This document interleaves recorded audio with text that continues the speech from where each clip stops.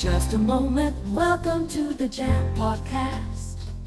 Just a moment, welcome to the Jam Podcast.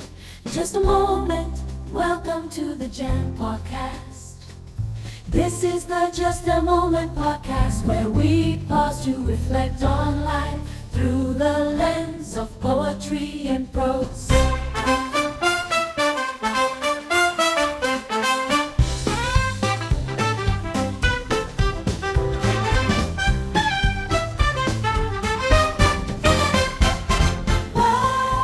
Welcome to the Just a Moment podcast, where we pause to reflect on life through the lens of poetry and prose. I am your host, Sean and Grim, and I'm super excited for what we have in store for you today. I have my dear friend, Mercy Cosme, sitting with me today for just a moment. I am super excited that you took the time to come chit chat with us for just a second. Welcome. Thank you, Sean. Thank you for inviting me. It's an honor for me really to be here with you. This podcast is great. I love you very much. So it's really an honor, a true honor to be here with you. Thank you for the invitation. Oh, thank you for coming, Mercy. And I must say, I love you back. You know my heart. And it is an honor for me. And I'm super excited for what is in store for us today. But before I forget, let me take this time to remind you to subscribe to the podcast and please hit that notification bell so that you will be notified of upcoming episodes. And I would love to chit chat with you. Drop me a comment, share your thoughts on the episodes. So, like I always remind you, on this Jam Pod, the Just a Moment podcast, we use poetry as our backdrop to talk about life's situations, life experiences. And so today is no different. The title of today's episode is Down But Not Out. Keep that in mind. And again, I'm super excited that my friend, my buddy, Mercy Cosme is here with me today to just talk about being down but not staying out. And we're going to run right into our conversations today. So, Mercy, welcome again to the podcast. I'm going to start off by having you share with our guests. Tell us a little bit about yourself. Who are you? Thank you, Sean, again. Thank you for all the ones that are watching us at this moment. Mercy is God's favorite daughter. I am his favorite. That's one thing I have to tell I you. might be a little bit jealous about that. Well, I'm sorry, but I am also an author, speaker, and a PNL coach, um, a mother, wife, Yes. a daughter, sister, Mm. and a friend. We wear all those hats all the time, right? Absolutely. Indeed. But let me ask you this. What's PNL though? I must ask. Programación neurolingüística. Okay. It's neurolinguistic programming. Okay. That has to do with our thoughts, how we think, how we behave, but also the way we talk to ourselves. So let's say that we have a limited belief. We actually don't know what we have that limited belief. We actually don't know what our limited beliefs are. Wow. So let's say that I want to do something, like I want to make money. So I'm going to start a company. Right. But every time I try to open up the company or to bring it up, if I have it already, something goes wrong. Something goes wrong. So I put a deadline, I do all the math, I do, like the goals, you write the Right. goals, you write the habits that you have to do, like all the Good actions task. takes to do whatever you need to do to get to that goal, and you do them all. But once you find that goal, something happened and it doesn't happen. Like, and you think, why? So do you think it has to do with mindset somewhat? It had to do about mindset, but it also is like past conversations that we Hold on to? yes, And it doesn't have to be conversation that we have with people like you and me, but it can be conversations that are outside of us and we are there present. So we're listening. They're not talking to us, we're just listening. So we gather all those beliefs from other people and install them in our brain. So what PNL do is they take out um those thoughts, Clear those out those. belief, and put it out, get it out of your system, get out of your head, get it out of your body, so you can move on. Move forward. What drove you to take on this though? What was the? Well, I'll tell you what, for the longest time in my life, I wanted to be a speaker and I wanted to be an author. So I started writing a book. Okay. But that never happened. Like the book, I would write one sentence and my brain freeze up. Like I was like, why? So I started thinking, am I not smart enough? I know I am. So that is a check. Do I have the ability to do it? Yes. Right. So that's check. Do I have the time to do it? My book, for example. Yes, check. So what is it? Why I can't physically do it? There has to be something somewhere that That's is stopping you. preventing me Yeah. from completing my book. And what is it? So you're on a journey to find out what was behind your hindrances, because it's not that you didn't want to do this, not that you didn't want to write your book, but there was something preventing you, and something you probably couldn't physically see. It was Correct. something more mental. Oh, that's interesting.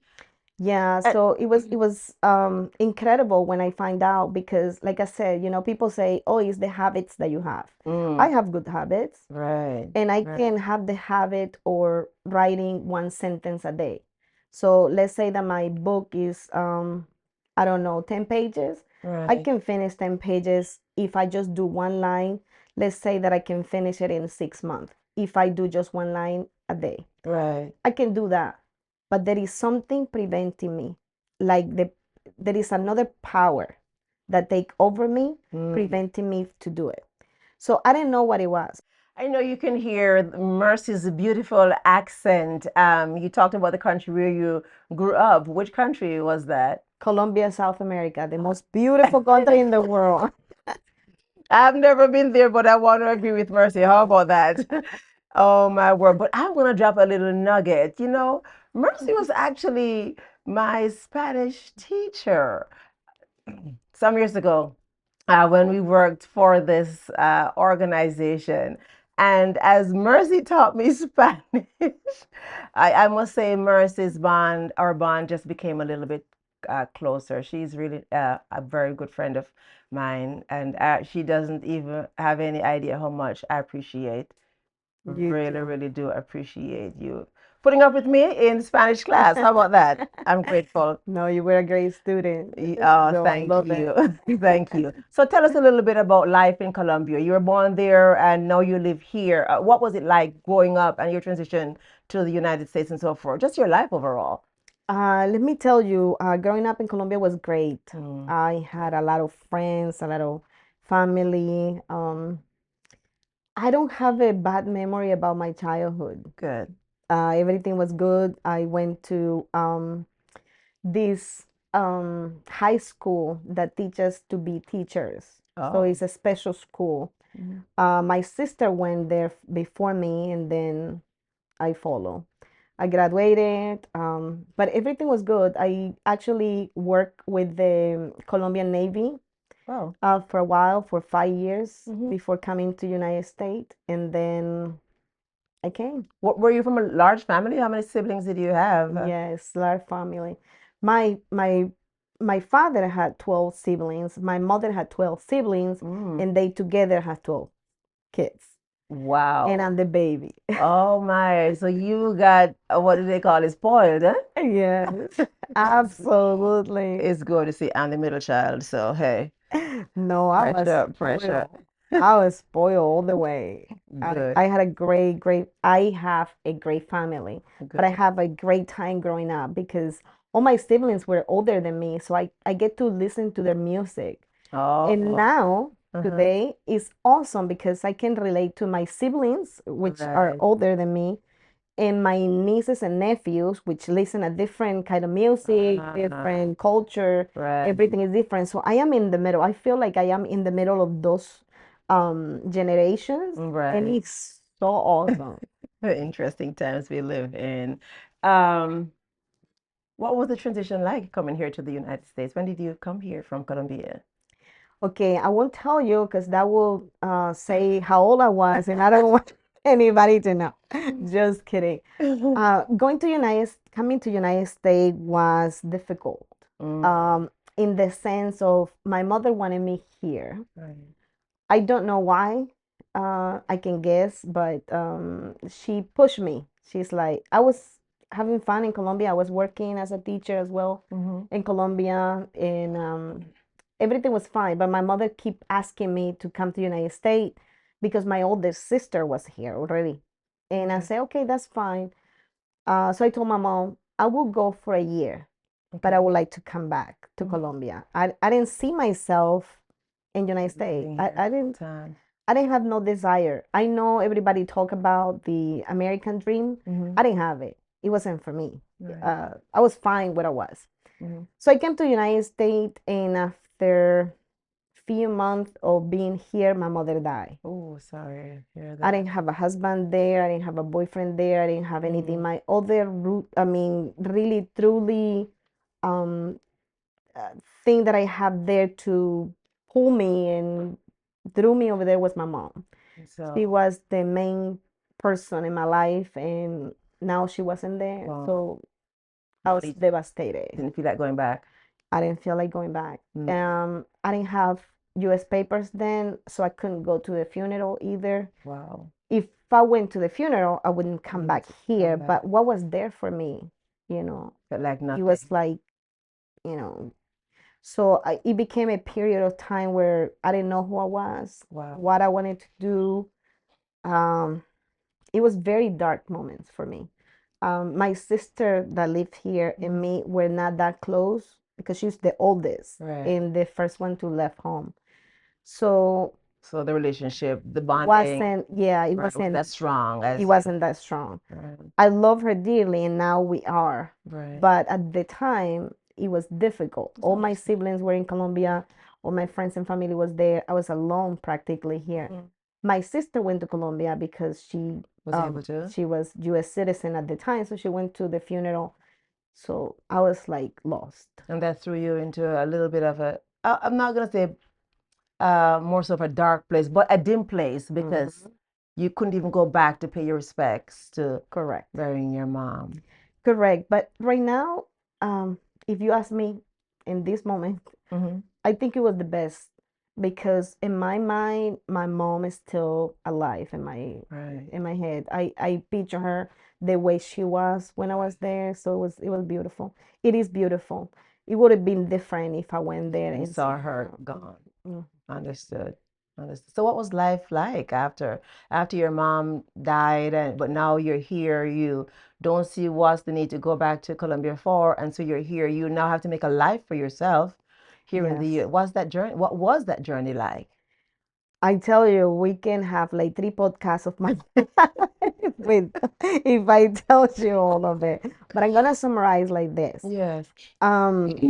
I moved to an area now that I knew that I was going to be here. I needed to speak the language. I didn't know English. I didn't had no desire to learn the language before that moment. And then I decided, I have to be here. I'm gonna be here. I have to speak the language. But we were in an area where it was only speaking people.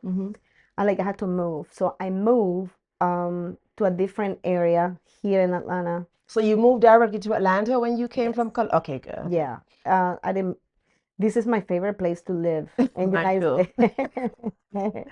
I I've been other concur. places, but Georgia Yes. is my favorite. Yes.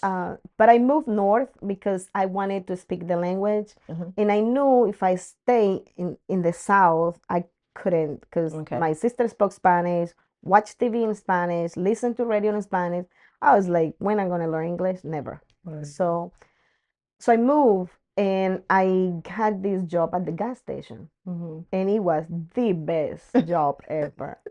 I Because can tell you stories about it and laugh about it, but at the time it was like I had rough times, but it was funny and it was fun. because you saw everything and everybody pass through there. Yeah, the first day, for example, I didn't know how many different type of cigarettes there were. For example, I had no idea. I didn't even know that they were chewing tobaccos. I know it sounds crazy, but I didn't know. But I don't know either, so I'm not even laughing at you, okay? Yeah, Oh, so my they were the first day I was there, this guy came and asked me for a Virginia Slim 100 menthol. And I was like, what? oh, First of all, I didn't speak the language. Second of all, I didn't understand anything. He was so fast. I oh, didn't know. And then he started pointing me out. There, there, there, okay. there. I was like, is this one, this one, this one? No, no, that one, that one. This one, yes. So I was like, it was funny. He was cute. At the time, I was living in a closet Oh, because I didn't have enough money to pay, the whole apartment or even a bedroom. so you were living with someone and living in their closet. Yeah, I live in a closet. I remember Sundays because I used to work like 7 days, 6 days a week. I'm sorry. Sunday was the only day that I didn't work. So I could go to church and then I come back from church and sleep all day because Yeah, the closet was dark. So it was, but it was fun. It's not fun to say it, but right. I see it like a fun experience for Experience. me. Like Because I can see how God, brought me from there to where I am now. And right. the journey hasn't been easy, but it's powerful in a sense of God to be the glory. To God be the glory. And just to see. And sometimes, again, but like you said, where we are today is not where we're going to end up later. But we just have to write out that experience, embrace the moment that life affords, good or bad, That's true. good or bad. Um, Absolutely. And then after that, in the same gas station, I found my Prince Charming. oh, He was the handsomest man I ever seen. He was so handsome and beautiful in every way. right. He sent me flowers to the gas station. Oh, He invited me to dinners in these fancy restaurants. I didn't even know they existed. existed. So he brought me to a whole different level of life that I didn't know about. So now I guess looking back, you're saying, oh, I guess it wasn't bad coming to America after all. Absolutely, absolutely. I love United States. This is my home. I can go back to Colombia and, have fun and stuff, but Yeah, after a while, I gotta come home. This yes, is home. I understand. Yeah, I found my husband, Mm. my Prince Charming. I got married. We bought a house. We had everything. My daughter was born Oh, from the marriage. I love her. She live in Japan now. mm-hmm, Jamie. mm-hmm. So it was great. The first 3 to 4 years, Mm, that marriage was beautiful. It was wonderful. It mm. was how I imagined, like those Disney cartoons. That was like that for me. It was awesome. Living the life of a princess. That is it. Like That your was Prince Charming had rode up. Yes. And then one day I find out he was cheating on me, and Mm. that was the most devastating news I could have. It was so devastating that I left from the day that I find out that he cheated on me. Mm-hmm. Um, it was a week, and the reason I waited a week, Mm-hmm. it was because he wasn't home. He traveled a lot, so he wasn't home. I find out in the craziest way from a credit card receipt. Imagine. I mean, other people, I don't know how they find out, but in my case, it was like a statement, a bank statement. And I'm like, Mm. what? And I saw it, and I find out that it was a year, that affair What's going on? Was going ongoing. on during the year prior to where I find out. So I was And like, so, this, sorry, when you found out the affair was still going on? yes. Mm. Yeah, not only that he's been unfaithful for a year, but they continue. And I Wow. don't know what happened, but during the last, I find out like on a Thursday. The weekend came. I started packing my clothes. I didn't know where I was going. I couldn't tell my family because my family is very conservative, Mm-hmm. meaning there is no divorce in my house. The only divorce is mine until today's Until day. today? hmm So for me to tell my father, I'm gonna divorce, my husband, I think it would have been devastated for him. I didn't even know how was I gonna bring that up to him, to my siblings. I mean, it was in my head. The stories that you tell in your head is Right. it's crazy. And I'm like, I can't go back home. I can't tell my siblings where am I gonna go. So God gives me that week to actually think about it and find somebody that can help me. Right. So, God is in every step. He's there. He's helping me to cope, to Mm-hmm. find solutions, to Mm-hmm. look ahead, even when I didn't see it. Right. So that week, I started looking online and asking people, and there is this organization where I used to live. They Mm-hmm. help women in my situation. Mm-hmm. So I went there, and they say, "Okay, yeah, we can help you. We can give you housing, but it can't be done now. It's 3 months. The process is 3 months." Mm. And like, my husband was coming home on Saturday. I didn't want to be there. Oh, you wanted to leave before. Yeah, I didn't know what was gonna happen if I was there. I don't know. So had you told him you found out he was being unfaithful? Okay, I see. I did. As soon as I find out, I You called called. him. Of course, he told me I was crazy, that wasn't true, and you know, all the things that they say. And so you wanted to leave before he got home. And you had your daughter at that time. How old was she? 4, She was 4. So now you're trying to get out of this situation with a 4-year-old, not knowing where you're gonna go. and with $10 in my pocket, because I $10. didn't have to during those years. I didn't know how much we were paying, or, I didn't have a bank account. I didn't have anything on my own. Everything, he owns everything, So, and so everything was in his name. Your name was not on the bank account? correct. Ah, and you couldn't go to the bank and do a withdrawal. No, I wouldn't even know how. As crazy as that sound now, but I'm talking about, like 20 years ago, 22 years I ago. understand. Uh, I wouldn't know how to do it. Again, my English wasn't good enough at Yeah. that time.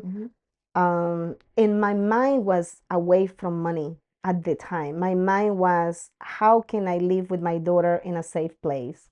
Right. So he came home, and I wasn't going yet. Oh, you Um, weren't gone yet. Okay.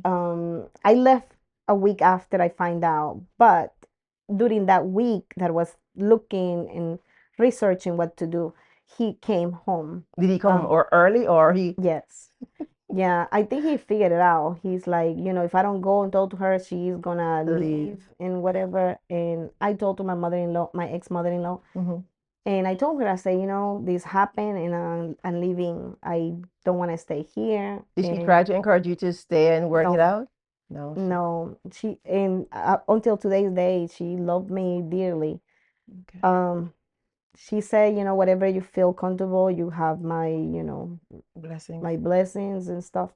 So he came home, and he started, telling me that I could stay, that I was crazy, that blah blah. Well, this other woman called my house, and I answered the phone. I guess he wasn't answering his phone to her, so she called The my phone, house and phone. I felt so belittled. I'm like, you not only having an affair with my husband, but you had the audacity to To call call. my home. Yeah. If you need to talk to him, I understand. They having an affair, okay, that's fine. But Right. call him on his phone. He has his cell phone.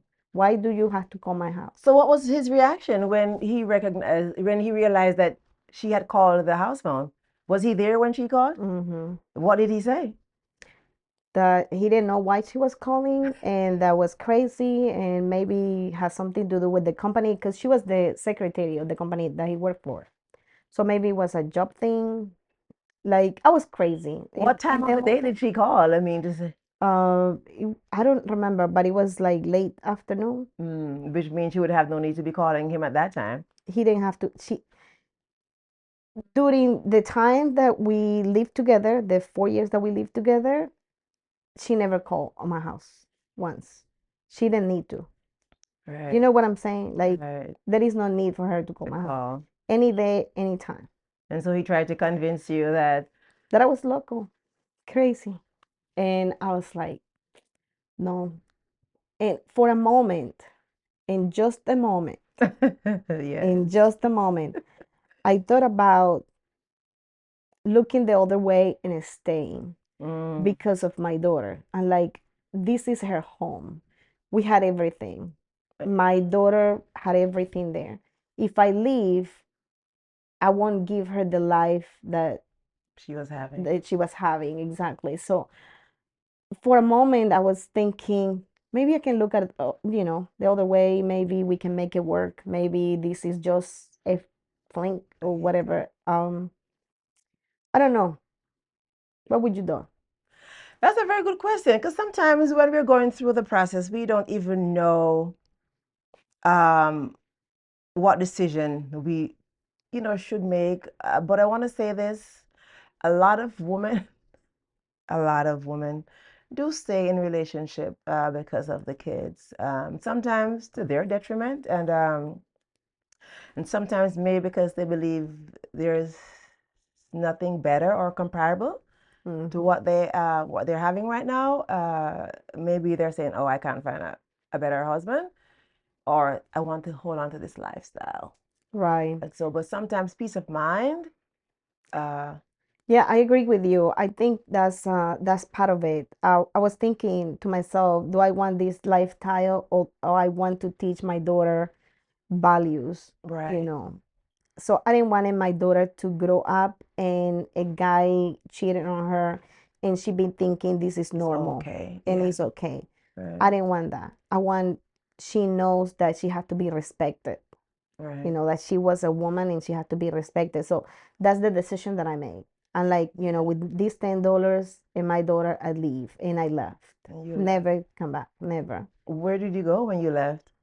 I asked my friend if I could stay at her house for a week or so. So we moved from friend to friends for a week until they help us at the place that I told you. They angels, because they helped me in a moment that I needed the most. And I know it was God, helping me for sure. But for a month or so, we were moving from friends to friends. It wasn't the best for my daughter, but Right. there is always hope. There is always the light, at the end of the tunnel. We just don't see it, but there is. And that was the best thing I can ever done. See, and sometimes we have to walk this journey out. It might not be pleasant in the beginning, but when there's a path laid for you, you have to go through this path because, as you said, we will get to the light at the end of the tunnel. How was your daughter taking it though? She thought it was fun. At the time, I felt so guilty. I felt so guilty from putting her through that. But it was funny because it was fun for her because we moved in her friends' houses, all her friends. So she had somebody to play Play with. with. So for her, it was like vacation. She's like, I don't know what's happening, but it's great. It's awesome. Had experience. But how was she dealing with the fact that she was no longer in this family setting where her father was there? How was she dealing with the absence of her father now? Sean, I never kept her from her father. So even though he was not the best husband, I knew that he was her father. So I'd let her go with him during the weekends or whenever he was in town. So she didn't miss him as much because he usually, like when we were living together, he traveled a lot. So we didn't see him physically a lot. So for her, going back to her house and being there for a weekend with him, it was fine. She didn't have that. I felt guilty, Right. because in my mind, I was pulling her from the environment that she was used to. Still, right. So in my mind, I'm like, I'm doing this thing and I'm not sure if it's good for my daughter or not, or if I am taking her to a road that I should prevent Right. her and instead of pushing her. So you're, But I had a conversation with her now that she's an adult, and she's like, Mom, that was the best thing for you to do. That was the right moment, the right decision. Like everything you did it just fine. It helped me now. It helped her now. right. Because she now, like I say in the beginning of the podcast, she live in Japan. So in before she moved to Florida and then California, and she loves it. She loves, like immersing herself to another culture, Right. and that wouldn't happen if I kept her Have in her that one place, environment. yeah. Stifle her growth actually. And but some kids would have probably been a little bit resentful. It's like you took me away from my daddy. Because even though he gets to see her, still they can remember just being there all the time, but now he was not there full time, if you know what I mean. And so it's good that she didn't have that resentment Right. And I towards think you. I'm sorry to cut you, but Okay. I think God works in a Mysterious way, his wonders to for perform. sure, for sure. Because in my mind at that time, I wasn't like she was fine, and she was the only thing that was pulling me together, like that kept me alive, Right. was her, nothing else. Because like I said, I didn't have no family, no friends. At the time, I didn't have many friends. Were you speaking English more fluently at this point? A little bit, but Okay. not enough to explain what was going on. Not enough to have this conversation and say, hey, listen, I am broken. I need hope. I need somebody to listen to me. Right. I need to cry. Can you be there when I'm crying? I didn't have it. And so as you're bouncing from a friend's house to friend's house, how did you finally get to the point where you found that stability with your daughter? Because how long did you move around for? I moved with friends for a month or so, and then this foundation helped me to have an apartment. Okay. So we moved into the apartment, and we didn't have anything at all. The apartment was empty. It was just me, my daughter, her blanket, her pillow, and her stuffed animal. Because remember, she was 4. Right. So we slept on the floor, but it was the best night for a long time. Peaceful because it was your Because it space. was, yes, it was peaceful. It was Yeah. like God was wrapping me around and say Yeah. everything is going to be okay. This is just the Right. first step. But I tell you what, the first time that my daughter went, the divorce started, the Right. paperwork and stuff, and he thought that because he had the money for it, he had lawyers and stuff, and he was gonna take everything away from me. He thought that I was gonna go back to him. He That's what he thought. But I didn't, I Did, can work anywhere, like my mindset is like, I can make it. I can yeah. make it. You worked You at a don't gas have station to. when you met me, so yes, I can go find a job anywhere Absolutely. to make a living. And did he want to take your daughter? Yes. How was that? I mean, how did that make you feel? Horrible. Mm. Horrible. And I got the paperwork. I got the divorce paperwork where it says that he wants to keep the custody, the legal custody and the physical custody of my daughter. And I like, the legal, you can have it. The physical, I don't think so. My goal was 50-50, but not anything less than that. So it was a long process. But before that, I received the paperwork. At that time, he hasn't been home for a month. So I had Jamie with me, my daughter with me the whole time. It was great. Like I say, we moved from house to house. We got the apartment. We didn't have anything, but at least we were in a safe place with my But daughter. before you go in front, did he try to use that against you? Did he know you Yes. didn't have any? Oh, okay. Yes, everything that he could find Find to put it against me, he did. to pull her. Okay. So, but before that, month and a half passed by. I had the cassette. I had Jamie with me the whole time. He wasn't home. He was working somewhere. He came home. He sent me the paperwork, the divorce paperwork, and not only that, his lawyer demanded that he had the not the custody, the visitations for the weekend, and it was gonna start that weekend. So I received the paperwork on Friday. So he was gonna come and pick up my daughter on Saturday, which he did. I couldn't prevent him, and like I say, I wasn't never trying to get my daughter away from her father. Right. Despite what he is or what he wanted to do with his life, is still her father, Fair and enough. I was gonna honor that. So he left. Let me tell you that that was the most devastated weekend of my life.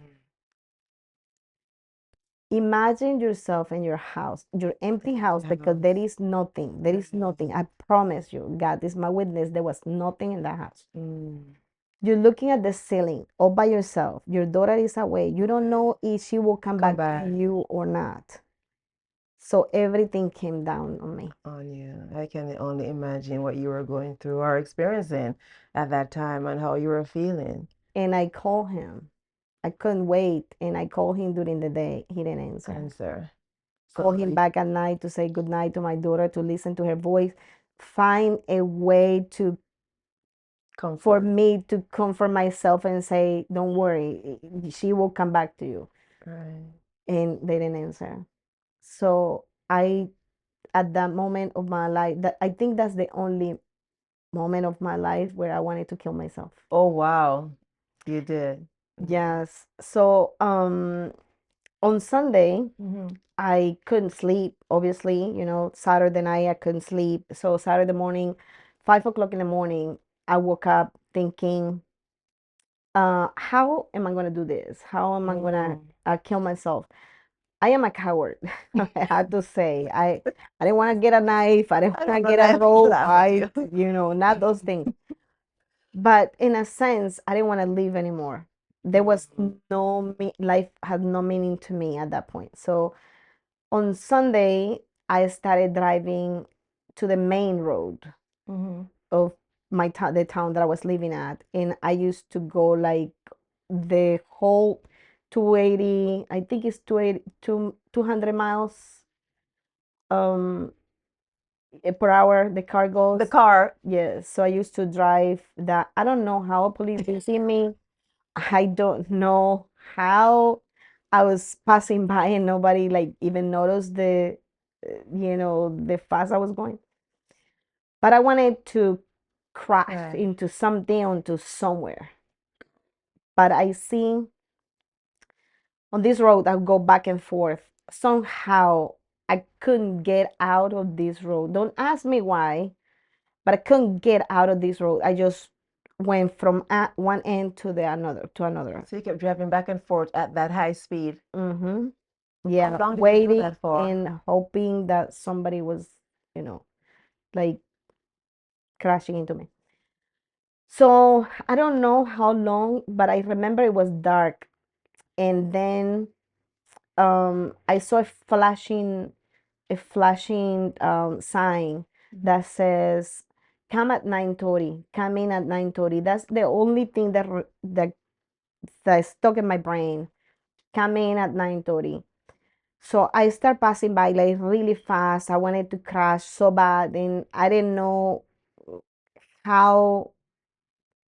I don't know. Anyway, the thing is, at 9:30 a.m. for some reason I look at the time of my car, and it says 9:30, and I passed this road like for an hour probably or more. I don't remember, but I do remember that I was speeding so bad for a long time. And at 9 o'clock, I pull into this, come in at 9 o'clock. It was a church. And I got in. I couldn't, I don't ask me why. Don't ask me how it registered in my head the 9 o'clock. I don't know why I couldn't leave the road, but at 9:30, I pulled in. God wasn't ready for you to go. He didn't want you to go that way. No, he always provides an escape, and he doesn't give you more than what you can bear. So I got in. it was the most beautiful church I ever seen. I mean, I've been to churches before, but this one is like beautiful. 5,000 people can sit in it. So I parked my car, and there is a guy telling me, that they have these like go-karts that take me to the main entrance to the church. He drew me over there, and I was crying. I was devastated. And there was no stopping for me. I mean, my life meant nothing at the time. So I was crying, crying, crying. So I got in there, and the worship band was playing. Man, every song was for me. I could hear it. It was just for me. And then the pastor. Now this is a church that can hold 5,000 people at the same time. And when I went in there, it was probably 3,000 already in there. And the pastor started talking, and he was preaching to me only. There was nobody in that church But you. So he was talking to me, and I was crying and crying and crying. And I was at the very last place. I mean, I didn't want anybody to see me. That's beautiful. But he was talking to me. So I was crying and crying. I couldn't stop crying. And then in the service, he said something like, God gave me this message, and I need to tell you.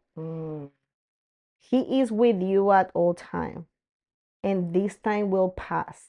Yeah. So I don't know who this message is for, but I want you to touch the person next to you and pray for her. And this lady went, because I wasn't sitting, I was in the back of the church.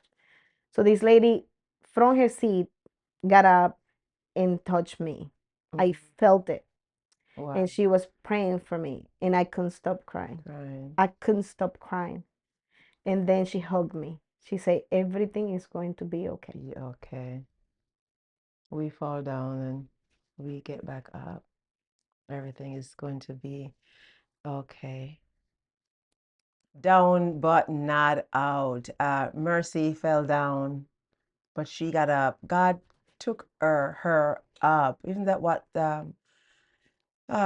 life is about? Sometimes we transition. We don't stay down.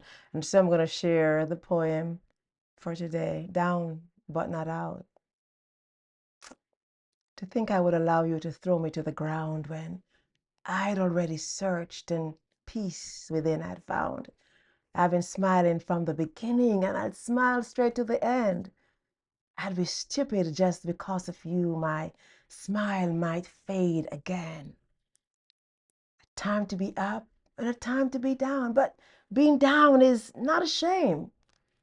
I've made my move, and I've gotten up, and I've kept going just the same. What shall be will be. Over that I have no control, and I have not forgotten the things I have been told. I've made peace with myself. My shortfalls I've realized, and that is why I'll forever say, give God thanks for a new day for mercy. You fell down, and you didn't stay down. God wrapped you in his arms and kept you going. And so you're sitting here with me for just a moment. Just for a moment. Because you were down, but you were not out. That was a beautiful poem. I felt it. Thank you. Beautiful. Thank you. To God be the glory. To God be the glory. Amen. Amen. Yes, God's favorite daughter. I am. You sure are. You know, he didn't leave you. He sent you to the right place where the pastor could give you a message directly to remind you that he hasn't left you. He was there holding you in his arms. Amen. And so I guess he was allowing you to drive out that frustration, drive out that anger as you were driving up and down, And he kept the road clear just for you. The anger, the sadness, the emptiness, Resentment, mm-hmm. the frustration, Yes, and those negative thoughts too. So your PNL was kicking in without you even recognizing it, huh? for sure, Ah, for God is sure. awesome.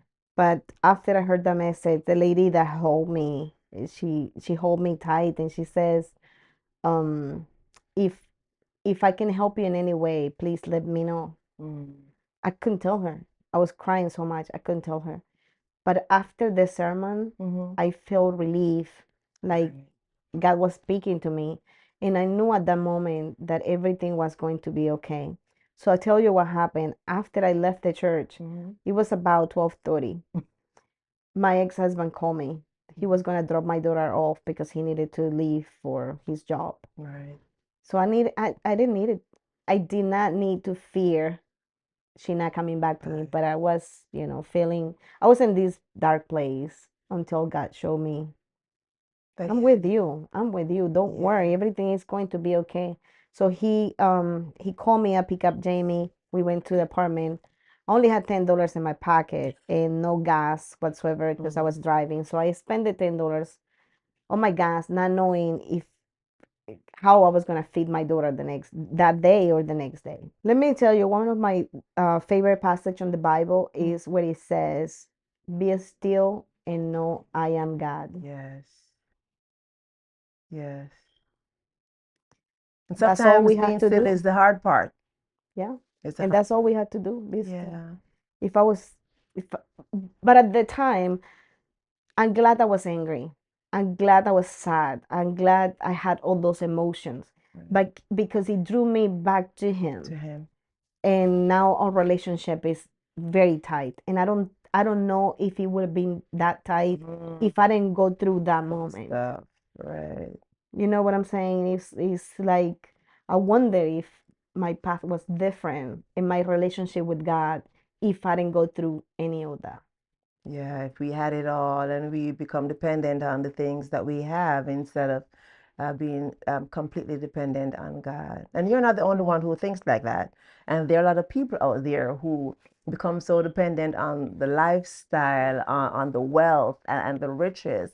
And so they lose dependence, not recognizing that Yeah, this is what you need over here because stuff falter, relationship breaks up, people die, family, and you're left by yourself. And when you're left alone, we are left with nothing. Who do you have but God?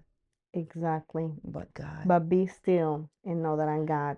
He will provide, He will do miracles in your life if you just let Him. And sometimes we don't let Him. We don't let Him. We want to do and we want to achieve and we want to do it all by ourselves without Him. And sometimes that doesn't go the way that we want it and we get frustrated, but it's because we don't let God work through us. We don't give Him control. Mm-hmm. We give Him partial control. We call upon Him when we are in a situation, and but when we're not in a situation, we forget to pray. We forget to say, God, thank you for even giving me air this morning in my lungs. Correct. And sometimes situation will draw us back to Him, but He's merciful and kind, and He's waiting. He's Amen. like that father of the prodigal son who waits and looks afar off to see the son and daughter coming back home. Absolutely. I think he was rejoiced when I came back to him Yes. because everything in my life bloomed after that. After that. My daughter was great in school. My apartment was full. I had a lot of friends. I met my husband, who is a wonderful husband. I love him dearly. He doesn't know how much. I I thank God for him because he's faithful. My husband is faithful, and people might think differently, but I know he's faithful. And love my daughter. We have a son, which is the love of my life, my baby boy. Oh my I know. God. I didn't know what true Prince Charming was until that That baby boy. came. Yes, he is the light of my life. You thought you had lost one, but God provided another. That is correct. So God is faithful. Oh, God is that He faithful. is. That He is. So now that you're happily married, a little baby boy, I shouldn't say little, oh my word, he's not little anymore, but just, appreciative of where God has brought you from. Again, you fell down, but you did not stay down because you could have looked at it and says, I don't want to get back into another relationship. I don't want to remarry. But you not only remarried, you have a family, not another child, and you're moving on, doing a lot of things. What are you doing now beside Well, I tell you pianist? before that, Mm-hmm. I knew what I wanted. That's something that I think is critical. Mm-hmm. Do you really know what you want, or you just live and let life happen to you? So I don't do that. I think I'm focused on what I want Mm-hmm. and my values. They have to go together. Be aligned. Yes, they have to be aligned.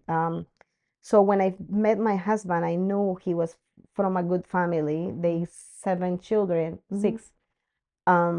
And all the boys, the not boys, the five siblings, male in his family, and they all faithful. I mean, their values as a family, as a man in his family is one of them. So I knew that. So it drew me to him. I like God, get me this guy to be my soulmate because he know my values Right. And and what I especially needed. after being hurt, right, having unfaithfulness in a prior marriage, you didn't want that I anymore. didn't. I didn't. So, That's something I can't have in my life. I understand in other people and I don't judge, and it makes no difference to me.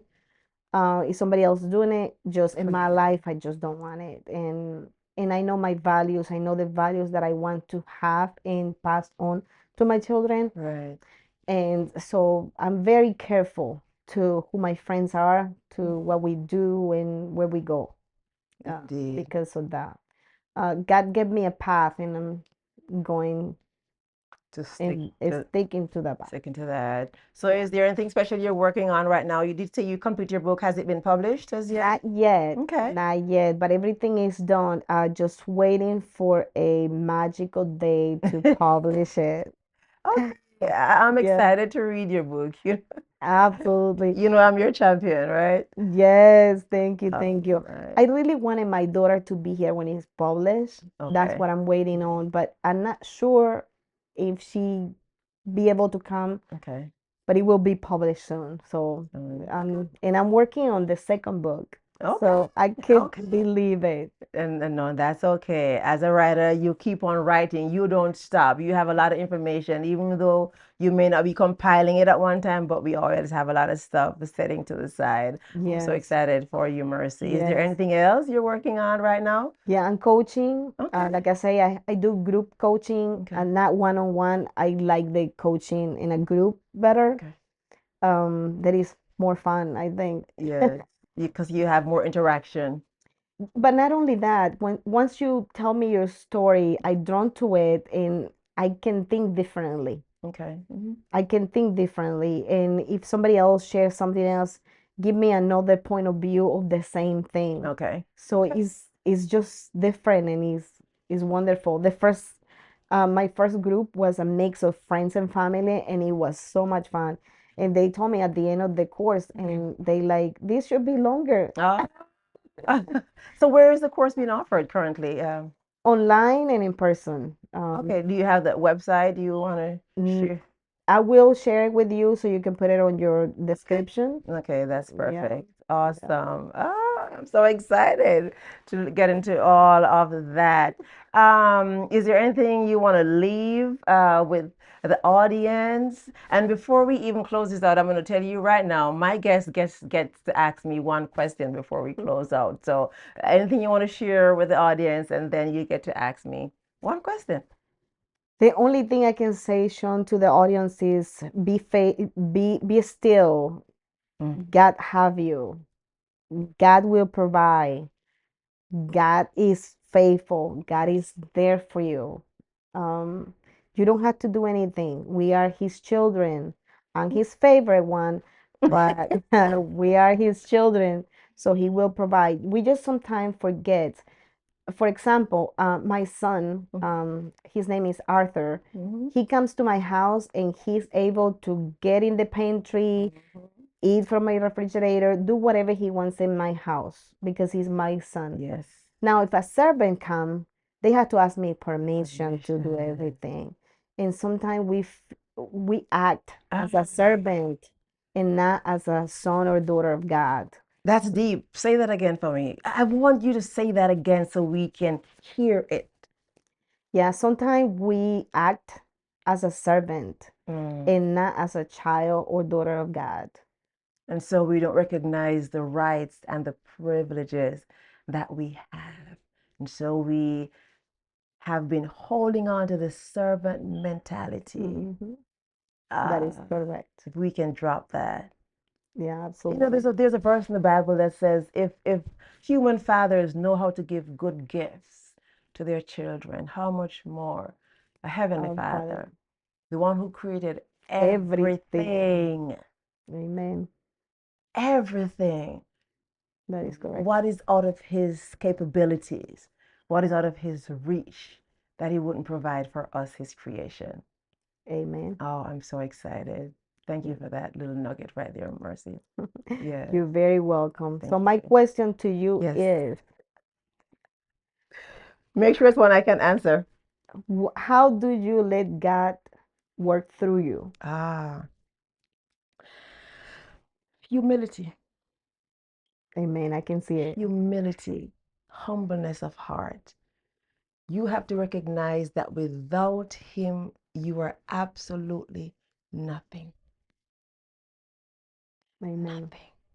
When you recognize that you're nothing and he makes something of you, I always say it's like this, you know, the pearl. It's rugged on the outside, cracked. You've messed up, get knocked up against the sand, the stones in the river or the sea or the ocean, but yet God sees fit to give you something. This little gem. For me, it's poetry. Place it on the inside of this rugged shell. Beautiful. Why me? Why this gift? Humility. I walk in humility. Yes. I live in humility because I recognize that I'm nothing. And God made something of this nothing. Amen. And I'm grateful. Amen. I can see that. I'm That was grateful. beautiful. To God be the glory. Amen. Sean, thank you so much for having me in your podcast. Thank you. This was a true honor. Mercy, it's been my pleasure to have you. I'm so grateful that you chose to show up and just sit with me for just a moment on the Just a Moment podcast. There you have it, guys, on the Jam Pod. My friend, my bestie, Mercy Cosme. Her life story. May that leave an impact on you, with you, recognizing that yes, life will be life in at times. Life will knock you down. She's not the first one, she won't be the last one. But may her story speak to something on the inside of you and show you and remind you that you too can get up. So see you next Tuesday, same place, same time on the Just a Moment podcast. Don't forget to subscribe and hit that notification bell so you will be notified of upcoming episodes. Whatever you do, take a hold of your moments. Missed moments can never be recaptured or retrieved. I am taking a hold of mine. And please, put God first in all that you do. Be good to yourself and be true to who you are. See you next time on the Just a Moment. Welcome to the Jam Podcast. Just a moment. Welcome to the Jam Podcast. Just a moment. Welcome to the Jam Podcast. This is the Just a Moment podcast where we pause to reflect on life through the lens of poetry and prose.